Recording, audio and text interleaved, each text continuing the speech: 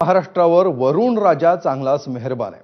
अनेक भागामध्ये पावसाच्या सरी चांगल्याच बरसत आहेत, पण काही जिल्ह्यांमध्ये बरसत असलेल्या मुसळधार पावसामुळे नद्या नाले दुथडी भरून वाहत आहेत। राज्यातील पावसाचा हाल हवाला जाणून घेऊया या स्पेशल रिपोर्टमधून।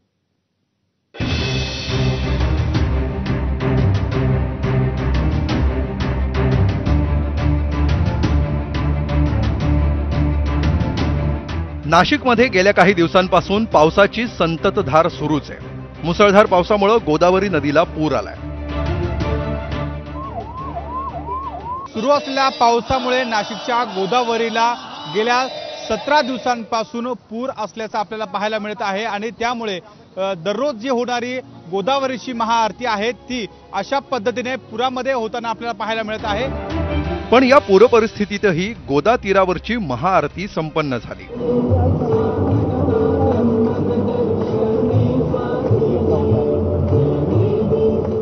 कोकण किनारपट्टीला लागून असलेल्या पालघर जिल्ह्याला पावसाचा रेड अलर्ट देण्यात आलाय।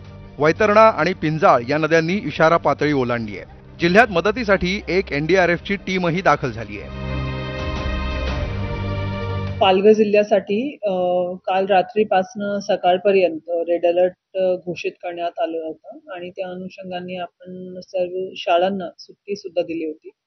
काल जवळपास 150 mm दरम्यान आपल्या पालघरमध्ये पाऊस झाला आणि या अनुषंगाने आपल्याकडे 4 मेजर नदी आहे, त्यापैकी वैतरणा आणि पिंजाळ यांची इशारा पातळीचे जवळपासची सिच्युएशन सध्या आपल्याला दिसते।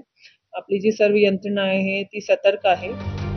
अहिल्यानगरमधील भंडारदरा आणि निळवंडे धरण परिसरातही मुसळधार पाऊस झाला। प्रवरा नदी ही दुथडी भरून वाहतीये, त्यामुळे नदीकाठच्या ग्रामस्थांना सतर्कतेचा इशारा देण्यात आलाय। तिकडे चंद्रपुरातही पावसानं जोरदार हजेरी लावली आहे। जिल्ह्यात झालेल्या जोरदार पावसामुळे चिमूर तालुक्यातील मुक्ताई धबधबा खळखळून वाहतोय। भंडाऱ्यातही पावसाचा जोर कायम आहे। गोसेखुर्द धरण ओव्हरफ्लो झाल्यामुळे धरणाचे 9 दरवाजे उघडण्यात आले। गोंदियातही पावसानं हाहाकार उडालाय। अनेक ठिकाणी जनजीवन विस्कळीत झालंय।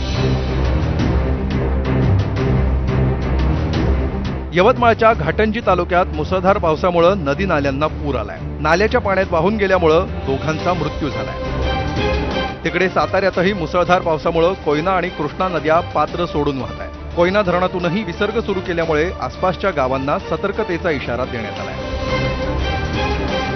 ब्युरो रिपोर्ट, एबीपी माझा।